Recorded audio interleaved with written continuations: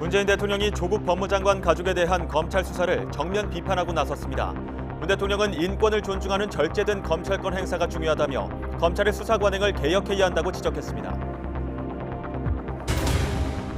정치권은 엇갈린 반응을 보였습니다. 여당은 검찰 스스로 정당한 수사를 하고 있는지 돌아봐야 한다고 거들었지만 야당은 대통령이 검찰에 대해 노골적으로 겁박을 하고 있다고 비판했습니다. 법무부와 검찰 사이 갈등의 골도 깊어지고 있습니다. 조 장관은 검사와 통화가 인륜의 문제일 뿐이라고 선을 그었지만 검찰은 상당히 부적절한 행위로 판단했다며 온도차를 드러냈습니다. 인천 강화군에서 9번째 확진 농장이 나왔습니다. 특히 강화군에서만 나흘 사이 5건이 발생해 특단의 대책이 요구되는 상황입니다. 하지만 아직도 감염 경로가 밝혀지지 않아 확산 공포가 커지고 있습니다. 북미 실무 협상이 이번 달에는 열리지 못할 것으로 보입니다.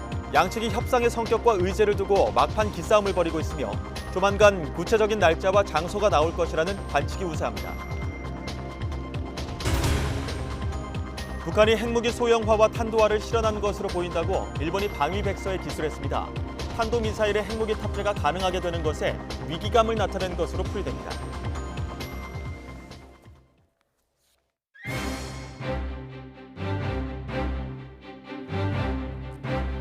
뉴스큐 2부 시작합니다. 문재인 대통령이 조국 법무부 장관 임명 후 처음으로 검찰의 조 장관 주변 수사 방식을 직접 비판했습니다. 인권을 존중하는 절제된 검찰권 행사를 당부하며 검찰의 수사 관행 역시 개혁돼야 한다고 사실상 공개적으로 경고했습니다. 먼저 김영수 기자의 보도입니다. 한미 정상회담과 유엔 총회 일정을 마치고 돌아온 문재인 대통령이 청와대 내부 회의에서 검찰의 수사 방식을 작심하고 비판했습니다. 예정에 없던 대변인의 생방송 브리핑이 진행됐습니다. 검찰은 국민을 상대로 공권력을 직접적으로 행사하는 기관이므로 엄정하면서도 인권을 존중하는 절제된 검찰권의 행사가 무엇보다 중요합니다. 조국 법무부 장관 수사에 대한 검찰의 수사 방식에 대통령이 공개적으로 문제를 제기한 겁니다. 문 대통령은 검찰이 아무런 간섭 없이 전 검찰력을 동원해 수사하고 있는데도 검찰 개혁을 요구하는 목소리가 커지고 있다는 점을 검찰 스스로 성찰해야 한다고 주문했습니다. 조 장관 주변 수사 관련 내용이 곧바로 언론에 흘러들어가 보도되고 11시간에 걸쳐 법무부 장관의 집을 압수수색한 방식에 대한 지적으로 해석됩니다.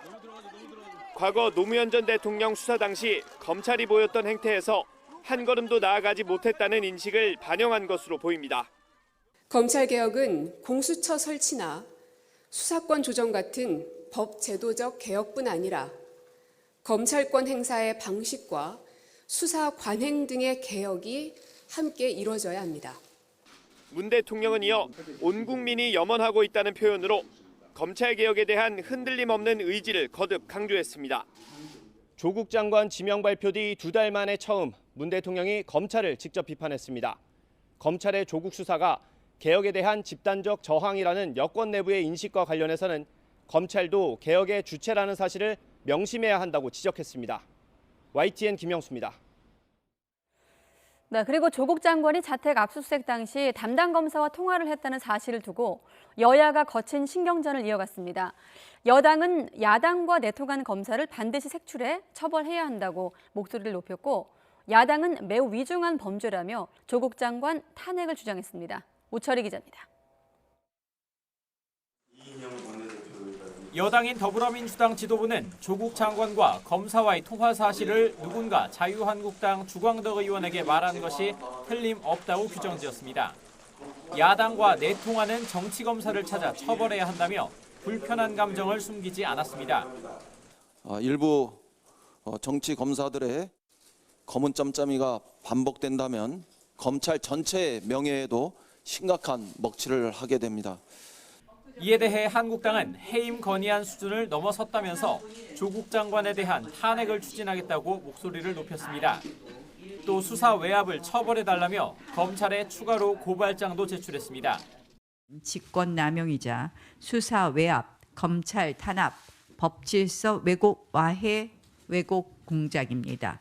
본인이 유리할 땐 장관, 그리고 분리할 때는 가장입니까? 이틀째 이어진 대정부 질문에서도 조국 장관의 통화 사실을 놓고 공방이 계속됐습니다. 검찰 수사로 건강을 심하게 해친 정경심 교수의 남편이기도 합니다. 보통의 경우는 이런 경우에 압수수색 현장에 참관하면서 여성만 2분 계시는 집에서 많은 남성들이 11시간 동안 뒤지고 식사를 배달해서 먹고 하는 것들은 아무리 봐도 과도했다는. 대통령의 이런 발언은 부적절하다고 생각합니다. 일종의 사법방해고 검찰의 중립성을 훼손하는 직권남용으로 해석될 수 있는 발언이다. 안 그래도 조국 장관을 둘러싸고 사사건건 으르렁거리던 여야가 압수수색 검사와의 통화 논란 이후 더욱 다툼의 수위를 높이고 있습니다. YTN 우철입니다. 네, 그런가 하면 더불어민주당 이해찬 대표는 전체 국회의원들 자녀의 입시 관련 의혹을 모두 조사하자고 제안했습니다. 내심 장관 자녀에 이어 비슷한 논란을 겪고 있는 한국당 나경원 원내대표를 겨냥한 것으로 보이는데 나 원내대표 역시 못할 것 없다는 반응이라 논의가 급물살을 탈 수도 있겠습니다. 염혜영 기자의 보도입니다. 조국 법무부 장관 자녀들의 입시 관련 공방이 극한으로 치닫자 여당이 국회의원 자녀 전수조사 카드를 꺼내들었습니다. 더불어민주당 이해찬 대표는 이번 기회에 국회의원 자녀들의 논문 제출과 교과 외 활동 등에 대해 모두 조사해보자고 제안했습니다. 이인영 원내대표도 최근 여론조사를 인용하며 국민의 75%가 동의하는 국회의원 자녀 조사를 먼저 한 뒤 제도적인 대안을 만들어보자고 거들었습니다. 입시 관한 사항에 대해서 전수조사할 것을 제안합니다. 국회 윤리위에서 조사해도 좋고 따로 독립적인 기구를 만들어 제보와 조사를 담당하게 한 것도 좋을 것 같습니다. 문재인 대통령과 조국 장관, 황교안 대표와 나경원 원내대표 자녀까지 모두 특검을 하자고 주장해온 자유한국당은 전수조사 역시 못할 것 없다는 입장을 내놨습니다. 다만 전수조사로 조 장관 의혹을 물타기 하려 해서는 안 된다는 전제를 달았습니다. 문 대통령의 자녀, 조국의 자녀, 또 저와 우리 나 대표의 자녀 다 특검 대상으로 한번 조사를 철저하게 해서 정말 국민들에게 밝혀야 됩니다. 사실 바른미래당과 정의당은 이미 전수조사를 제안하고 당내 기구를 만드는 등 시동을 건 상태입니다. 가장 먼저 이야기를 꺼냈던 바른미래당은 이찬열 교육위원장을 필두로 하는 당내 특별위원회를 구성했습니다. 정의당 역시 특권 교육을 청산하겠다며 본회의 결의를 통해 고위공직자 자녀의 입시 비리 감사를 요구하는 방안을 제시했습니다. 여야 모두 이런 제안에 동의하는 건 보수와 진보를 막론하고 전수조사에 찬성하는 여론이 압도적으로 많기 때문인 것으로 보입니다. 다만 총선을 앞두고 실제 얼마나 많은 의원들이 조사에 적극적으로 임할지는 좀 더 지켜봐야 할 문제입니다. YTN 염혜원입니다. 네, 조국 장관은 논란의 검사와의 통화가 압수수색에 개입하거나 관여한 게 아니라고 해명했습니다. 남편으로서 아내의 건강을 배려해달라고 부탁한 거라며 인륜의 문제라고 강조했는데 한번 들어보시죠. 저 압수수색 당시 통화하시면서 신속하게 하라는 취지의 말씀을 여러 번 하셨는데 어제도 말씀드렸습니다. 그거는 제가 장관으로서 압수수색에 개입하거나 관여한 것이 아니라 남편으로서 아내의 건강을 배려해달라고 부탁을 드린 것입니다. 이거는 인륜의 문제입니다. 네. 대검에서도 이거 심각하다고 생각하고 그 당사자도 부적절하다고 느꼈다는 이야기를 했거든요. 네, 충분히 말씀드렸습니다. 네, 인륜의 문제라는 조국 장관. 하지만 윤석열 검찰총장은 본질은 수사 정보를 유출한 것이 아니라 수사 압력이라고 밝혔습니다. 윤 총장은 오늘 오전 대검 간부들과의 회의에서 조 장관의 통화 사실이 외부에 알려진 것은 수사 정보 유출에 해당할 소지가 없고 수사 관계자가 유출한 것이 없다는 점도 확인됐다면서 이같이 말한 것으로 전해지고 있습니다. 윤 총장은 또 최근에 제기된 한국당 주광덕 의원과의 친분 의혹에 대해 사법연수원 동기인 주 의원과 연수원 수료 이후 개인적으로 만난 사실이 없다고 정면으로 반박했습니다.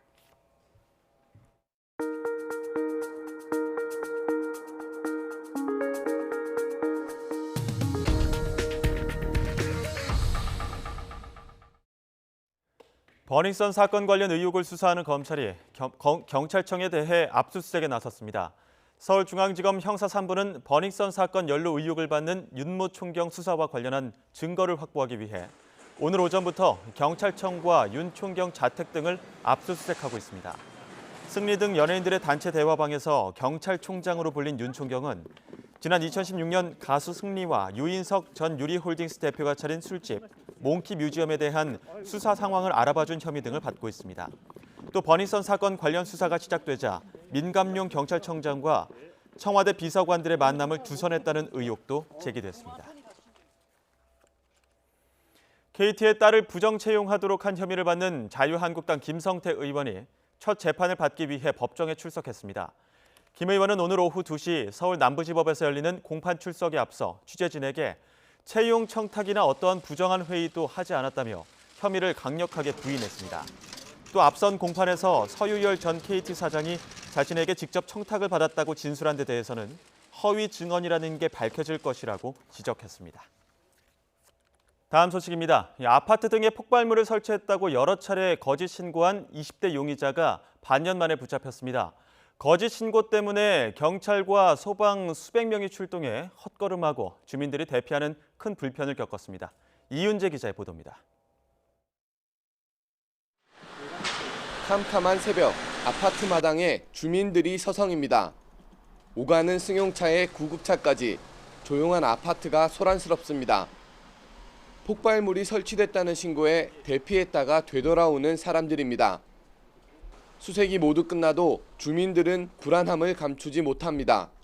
계속 이제 대피하라고 방송하시고 그래서 좀 불안했죠. 불안해서 경찰도 순찰하시면서 집에 계시지 말고 대피하라 해가지고 불안해가지고 일단은 나왔고. 하지만 수사 결과 거짓 신고로 드러났습니다. 경찰에 붙잡힌 용의자는 27살 A씨. 지난 7월에 경북 문경 아파트 4곳에 폭발물을 설치했다고 허위 신고한 혐의를 받고 있습니다. 해외 서버를 이용해 인터넷으로 119에 신고했습니다. 아파트 4개소에 이제 폭발물 설치해가지고 그렇게 하겠다는 내용이에요. 외부로 들어왔어요. 경찰은 A씨가 지난 3월과 4월에도 교회와 아파트 여러 곳을 대상으로 같은 수법으로 범행을 저지른 것으로 보고 있습니다. 신고가 들어올 때마다 경찰과 소방은 수백 명이 출동해 일대를 수색했고 또 주민 수백 명도 체육관 등으로 대피하는 큰 불편을 겪었습니다. 해외서버 거쳐서 119에다가 사이트에 들어온 거고 신고글이 게재가 된 거죠. 법령을 따지면 이제 위계에 의한 공무집행방해. 경찰은 A씨의 구체적인 범행 수법과 동기를 조사한 뒤 구속영장을 신청할 예정입니다. YTN 이윤재입니다. 과거 이춘재를 마주쳤다고 주장하는 제보자를 YTN이 단독으로 인터뷰했습니다. 나혜인 기자가 보도합니다. 화성 연쇄살인 사건이 한창일 무렵 화성에 살던 김모 씨는 3차 사건 피해자의 직장 동료이기도 했습니다. 김 씨는 직장 동료가 끔찍한 범행에 희생된 충격이 가시기도 전에 황당한 일을 당했습니다. 한밤중에 화장실에 들어가는 자신을 여자로 생각하고 따라온 사람이 있었다는 겁니다. 밖에 대문 열고 밖에 화장실이 애딴 데가 2개가 이렇게 나란히 있어요. 그 화장실을 내가 가끔 여자 세타 파란색을 입고 머리가 그때는 장발을 곱슬만 했고 지금은 빠졌으니까 이렇게 길었었어요. 발소리도 없이 다가온 남자는 몰래 문을 열었고 여자가 아닌 남자가 있는 걸 알고는 당황했습니다. 두 사람은 얼굴이 마주쳤고 김 씨는 그 순간 연쇄살인범이라는 느낌이 들었다고 밝혔습니다. 나도 물 붙이고 나가면서 하다가 지가 몰래 섰었어요. 그리고 얼굴들이 딱 보고 나는 하여튼 무조건 다른 것도 죽지도 않고 범인이다. 무조건 잡아서 제압을만 하려고. 김 씨는 도망치는 남자를 수백 미터나 쫓아갔지만 결국 놓쳤습니다.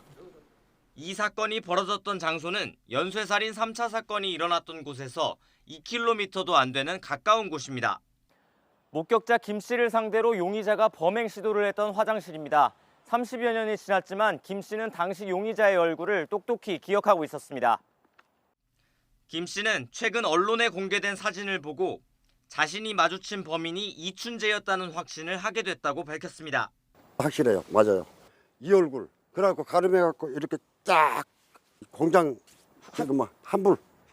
경찰 몽타주에 나온 인상착의와도 비슷하다고 기억합니다. 딱 맞아, 이게 맞아요. 손도 내 손 이러면서 졌고 손이 가름했다고요. 머리 짧았어요. 네, 좀 그렇게 안 길었었어요. 김 씨는 당시에는 생업에 지장이 있을까 경찰에 신고하지 못했다고 털어놨습니다. 김 씨가 목격한 범인이 이춘재라고 단정할 수는 없는 상황입니다. 그러나 30년이 넘은 시점에 새로운 목격자들이 나타나기 시작하면서 수사의 물꼬가 트일지 주목됩니다. YTN 나혜인입니다.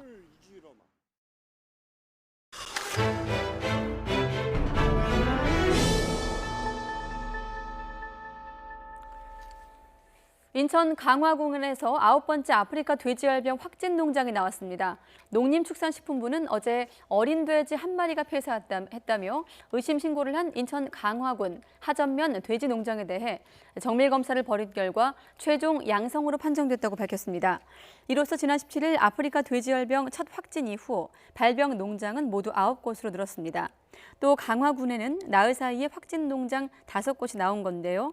반면에 어제 오후 의심 신고를 접수했던 경기도 양주시 은현면 농장은 최종 음성으로 확인됐습니다. 우리나라 65살 이상 노인 10명 가운데 3명은 취업을 하고 있고 또 일하는 고령자의 61%가 노후 준비가 돼 있다는 조사 결과가 나왔습니다. 또 일하는 고령자는 비취업 고령자보다 건강 상태가 좋다고 생각했습니다. 오인석 기자가 보도합니다. 고령화가 급속히 진행되면서 60살 이상 취업자는 계속 늘고 있습니다. 노후 준비에 보탬이 되고 여가 활용에도 만족한다는 반응이 많습니다. 경제력으로 보탬이 좀 되고 제 이제 시간도 이제 소일할 걸 찾았는데 마침 이제 우연한 기회에 여기를 알게 됐어요. 취업이 돼서 아주 만족하게 활동하고 있습니다. 통계청 조사에서 지난해 65살 이상 고령자 가운데 일하는 고령자는 31.3%로 집계됐습니다. 231만 1000명으로 1년 전보다 6.7% 증가했고 해마다 증가세가 이어지고 있습니다. 노후 준비에 대해 일하는 고령자는 61%가 준비가 되어 있다고 응답해 비취업 고령자의 노후 준비 응답보다 18.4%포인트가 높았습니다. 일하는 고령자는 본인과 배우자가 직접 생활비를 부담한다는 비율이 90%를 넘어 비취업 고령자보다 크게 높았고 자녀와 같이 살고 있지 않다고 밝힌 비율도 높았습니다. 본인의 건강 상태가 좋다고 생각하는 비율도 일하는 고령자가 비취업 고령자보다 11.3%포인트 높게 나타났습니다. 아침 식사와 적정 수면, 정기 건강검진을 실천하는 비율은 일하는 고령자가 높은 반면 규칙적 운동은 비취업 고령자 비율이 높았습니다. 55에서 79살 가운데 연금 수령자는 전체의 절반 가까운 45.9%이고 월 평균 연금 수령액은 61만 원으로 1년 전보다 4만 원 증가했습니다. 지난해 65살 이상 남녀의 이혼 건수는 전년 대비 각각 17%와 21% 증가해 전체 이혼 건수 증가율을 크게 웃돌았습니다. YTN 오인석입니다. 제주 동부 지역에 기습폭우가 쏟아져 침수 피해가 잇따랐습니다. 특히 우도 지역에는 시간당 70mm 이상의 폭우가 쏟아진 가운데 150mm의 강우량을 기록했고 구좌읍 지역에도 시간당 20에서 30mm의 비가 내렸습니다. 기습폭우로 저지대 농경지와 주택 10여 곳이 한때 물에 잠겼습니다. 기상청은 앞으로 최고 80mm의 비가 더 예상된다며 주의를 당부했습니다. 일본이 매년 발간하는 방위백서. 올해는 북한이 이미 핵무기의 소형화와 탄도화를 실현하고 있는 것으로 보인다고 처음으로 기술했습니다. 핵무기 소형화에 의해 탄도미사일 탑재가 가능하게 되는 것에 대한 일본 정부의 위기감을 나타낸 것이라는 분석입니다. 보도에 김영근 기자입니다. 올해 방위백서는 북한과 관련해 일본의 안보에 중대하고도 절박한 위협이라는 종전 표현을 그대로 살렸습니다. 대량 파괴 무기 폐기가 이루어지지 않고 핵 미사일 능력에도 본질적 변화가 없다는 겁니다. 그러면서 핵무기와 관련해 북한이 더 진전된 기술을 확보한 것으로 기술했습니다. 과거 6차례의 핵실험 등을 통한 기술적 성숙 등을 고려할 때 핵무기의 소형화와 탄두화가 실현에 이른 것으로 보인다는 겁니다. 지난해에는 소형화 탄두화에 대해 가능성 수준에서만 언급이 있었습니다. 이 같은 일본 정부의 인식 변화는 핵무기 소형화에 의해 탄도미사일 탑재가 가능하게 되는 것에 대한 위기감을 나타낸 것이라고 분석됩니다. 北朝鮮からのこうしたミサイルに関して、我が国をしっかりと守れるような体制を取るというのはこれはもう当然のことだと思いますので 전체적인 방위 정책과 관련한 설명에선 중국의 군사적 대두에 관한 내용이 북한 위협에 관한 내용보다 앞에 실렸습니다. 지난해와 비교해 서로 순서가 뒤바뀐 겁니다. 안보 위협 상황을 설명하는 부분에서 북한을 뒤로 뺀 것은 일종의 대북 유화 손짓으로 풀이됩니다.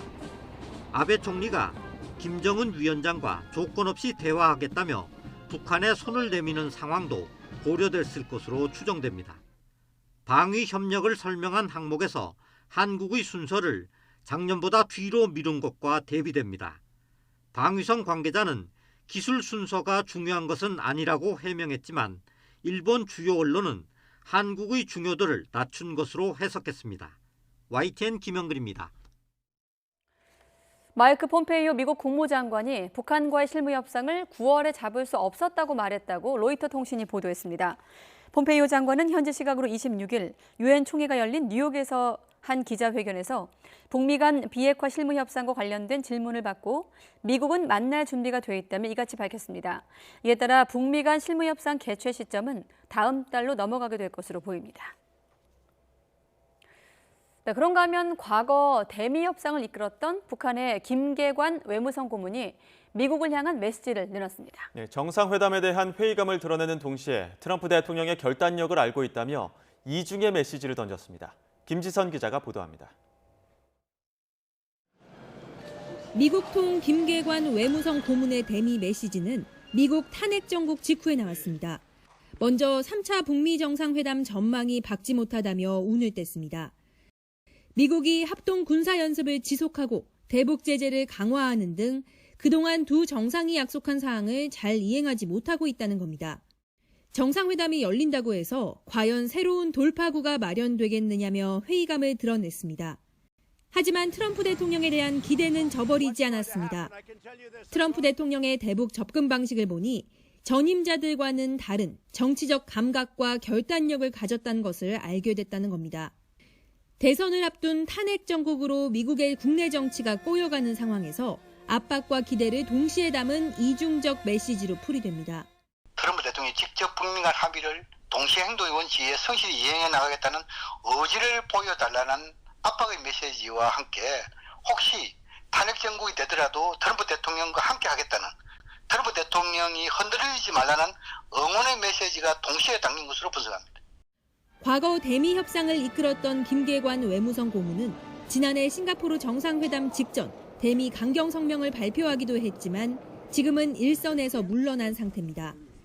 이르면 이달 말 시작될 것으로 예상됐던 북미 실무 협상이 아직 일정을 잡지 못한 가운데 북한이 백전노장까지 앞세워 기선 제압을 시도하는 양상입니다. YTN 김지선입니다. 트럼프 미국 대통령이 이른바 우크라이나 스캔들로 다시 탄핵 위기를 맞고 있는 가운데 워터게이트 사건을 특종 보도했던 밥 우드워드 기자가 한국을 방문했습니다. 네, 밥 우드워드는 가짜뉴스 논란은 트럼프 대통령이 언론을 공격하기 위해 만들어낸 것이라며 언론은 오로지 사실 보도로 맞서야 한다고 강조했습니다. 홍상희 기자의 보도입니다. I just don't know anything about it. I read it this morning. It's a lot of fake news. 가짜뉴스는 트럼프 대통령의 발언에 자주 등장하는 단어 가운데 하나입니다.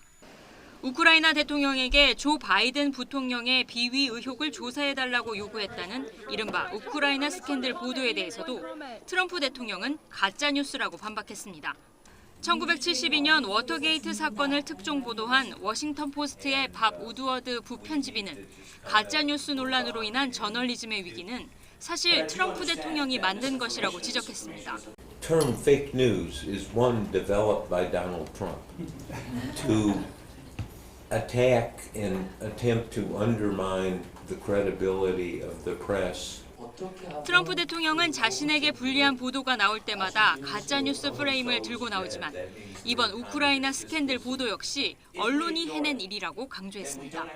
This phone call with the president of Ukraine, and that's an example where reporting can build pressure to the government.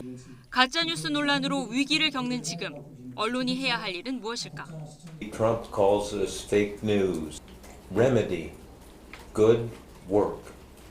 Patient, be patient, and be aggressive. 워터게이트 사건 보도로 닉슨 대통령의 사임을 이끈 밥 우드워드는 우크라이나 스캔들이 과거 워터게이트 사건과 비슷한 모습이라면서도 트럼프 대통령의 탄핵 가능성에 대해서는 이제 지켜봐야 한다며 말을 아꼈습니다. YTN 홍상입니다. 네, 이렇게 주말밤 스포츠 빅매치도 관심이고 사상 처음으로 평양에서 월드컵 예선 남북 맞대결이 확정이 되면서 12번째 선수죠. 민간인 응원단의 동행 여부도 관심을 모으고 있습니다. 정부가 북한 답변을 기다리고 있는 가운데 이 붉은 악마도 사상 처음으로 평양 원정 동행에 의지를 보였습니다. 이 소식은 양시창 기자가 전합니다.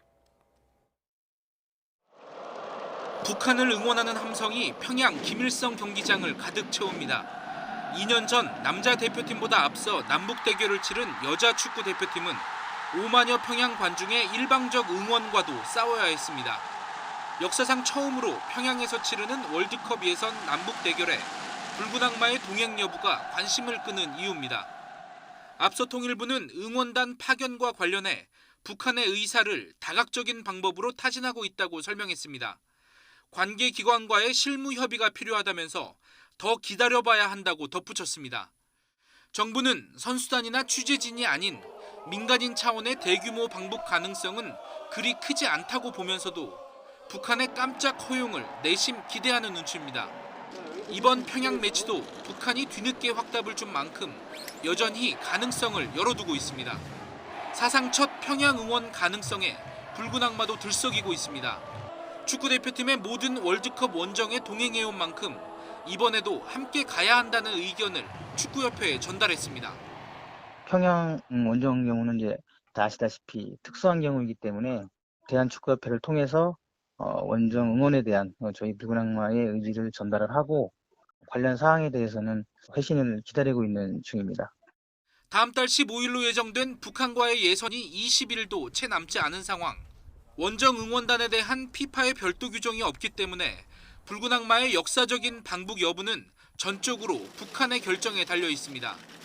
축구대표팀의 월드컵 평양 원정이 사상 첫 응원단 동행으로 이어질지 관심이 집중되고 있습니다.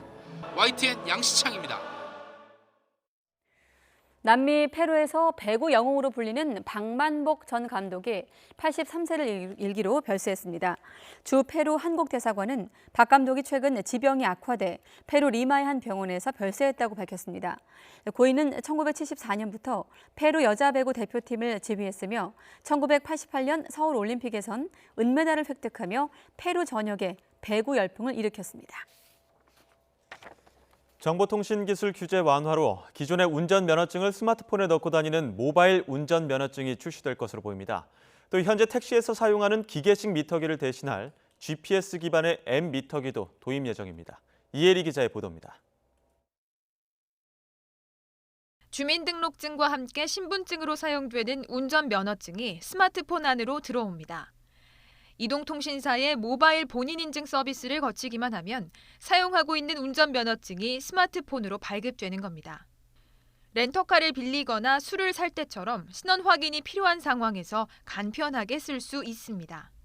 운전면허증 분실을 방지하고 개인신분 확인 관련 다양한 부가 서비스 제공이 확대될 것으로 기대됩니다. 현행법에는 모바일 운전면허증과 관련한 규정이 없어 이를 내놓지 못했지만 제품과 서비스의 출시를 일시적으로 허용하는 규제 샌드박스 임시 허가 제도를 통해 가능하게 됐습니다. 모바일 운전면허증은 개인정보 유출 방지 등을 위한 시스템이 갖추어지면 내년쯤 사용이 가능할 것으로 보입니다. 승객의 이동 거리를 GPS로 파악해 요금을 매기는 GPS 기반 M 미터기도 올해 안에 출시됩니다. 사실 요금 개정이나 있을 때마다 이제 개별적으로 업데이트를 해서 사회적인 낭비가 심했던 부분을 원격으로 요금을 제어할 수 있는 부분이 있기 때문에 저희가 런칭하는 건 11월 이내로 생각을 하고 있고요. 이 밖에 본인 인증 코드를 활용한 모바일 환전 서비스와 원격 제어 누전 차단기 등도 규제가 풀렸습니다. 지금까지 ICT 규제 샌드박스 제도를 통해 처리된 과제는 모두 78건. 정부는 오는 11월에도 심의위원회를 열어 다양한 혁신 서비스가 시장에 나올 수 있도록 하겠다는 계획입니다. YTN 사이언스 이혜리입니다. 국내 연구진이 미국과 공동 연구를 통해 지금까지 미지의 영역으로 남아있던 인체 조직의 3차원 게놈 지도를 최초로 해독했습니다. 이번 연구 성과는 치매나 심혈관계 질환처럼 그동안 치료가 어려웠던 인간의 복합질환 치료에 새 장을 열 것으로 기대됩니다. 이정우 기자의 보도입니다. 알츠하이머와 파킨슨병, 자가면역 질환 등은 복합질환이라 치료가 어렵습니다. 정확한 원인 규명과 치료제 개발을 위해 다양한 시도가 진행되고 있지만 아직 정확한 치료법을 찾지 못하고 있습니다. 유전자를 조절해 해결책을 찾을 길이 열렸습니다. 국내 연구진이 미국 UCSD 연구소와 공동으로 인간 질환과 연관된 인체 조직의 유전자 게놈 지도를 3차원 구조로 규명했습니다.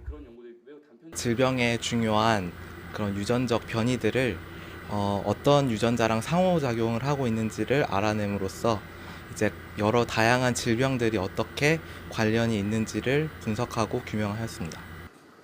연구팀은 인체 27개 장기를 중심으로 고해상도의 3차원 게놈 지도를 만들었습니다. 그리고 약 90만 개의 염색체 3차원 고리 구조를 발굴하는 데 성공했습니다. 이번 연구 성과는 치매와 퇴행성 질환 등 다양한 복합질환의 연구와 치료에 많은 도움을 줄 것으로 보입니다. 해당 유전자를 조절할 수 있는지를 확인할 수 있었기 때문에 바로 지금까지 기능이 규명되지 않았던 이러한 중요한 유전병들의 기능을 한 번에 다 해독할 수 있는 길을 열었다고 볼 수 있습니다.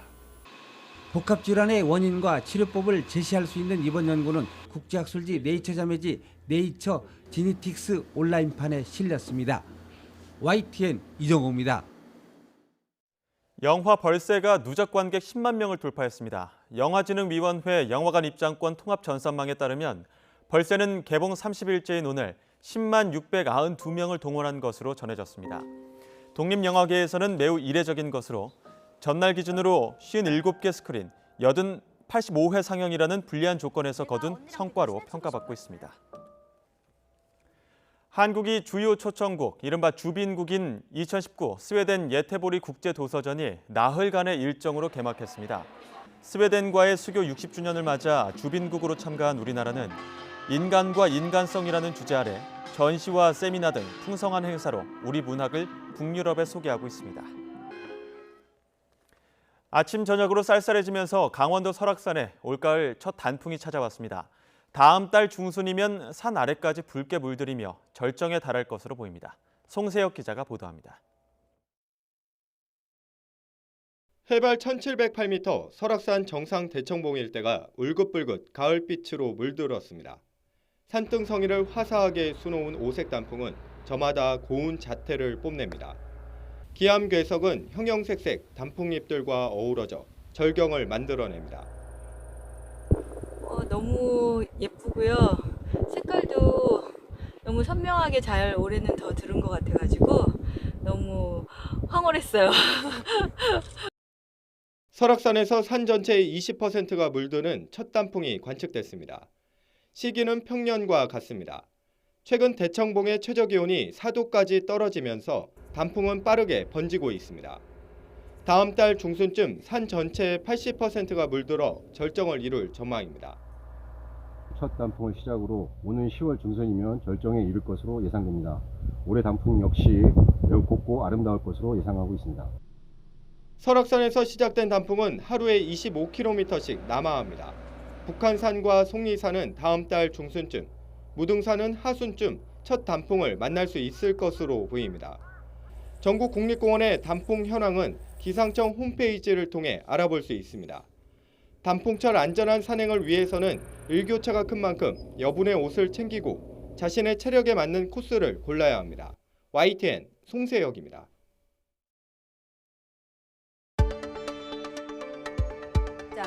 돼지고기 납품 업체 가게들이 텅 텅텅 비어 있습니다. 아예 문을 열지 않은 매장도 수두룩하다고 합니다. 돼지 일시 이동 중지 명령이 거듭 내려진 데다가 대규모 살처분으로 돼지 숫자도 줄고 있기 때문입니다. 돼지고기 경매 물량이 급감하면서 대형 마트에서도 가격 조정을 저울질하고 있다고 하는데 첫 확진 이후 벌써 열흘째 양돈 농가는 물론이고 도소매 상인들까지 아프리카 돼지열병으로 불안해진 상황입니다. 다시 급격살이 되는 건 아닌지 돼지고기값 이번 주말이 고비로 꼽히고 있습니다. 뉴스 큐레이터였습니다.